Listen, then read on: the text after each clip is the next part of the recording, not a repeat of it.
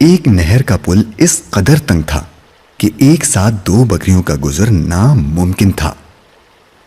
ایک دن ایک بکری اس پل پر جا رہی تھی۔ پل کے بیچ میں پہنچ کر اسے ایک اور بکری ملی۔ پہلی بکری دوسری بکری سے کہنے لگی، تم واپس چلی جاؤ تاکہ پہلے میں پل کو پار کر لوں، اس کے بعد تم آ جانا۔ دوسری بکری بولی، واہ بھائی واہ، میں بھلا کیوں واپس چلی جاؤں؟ تم ہی واپس کیوں نہیں چلی جاتی؟ اور ہاں، پہلے مجھے گزر جانے دو۔ پہلی بکری نے اکڑ کے جواب دیا، تمہیں واپس جانا پڑے گا کیونکہ میں تم سے زیادہ طاقتور ہوں۔ دوسری بکری نے کہا، زیادہ تو کیا، تم تو میرے برابر بھی نہیں ہو۔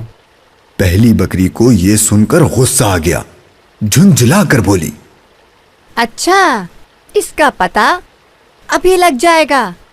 یہ کہہ کر اس نے لڑنے کے لیے اپنے سینگ نیچے جھکا لیے، اور پھر دوسری بکری نے اسے روکتے ہوئے کہا، ٹھہرو ٹھہرو، دیکھو، لڑنے سے کوئی فائدہ نہیں۔ اگر ہم لڑیں گے تو دونوں نہر میں گر کر ڈوب جائیں گے۔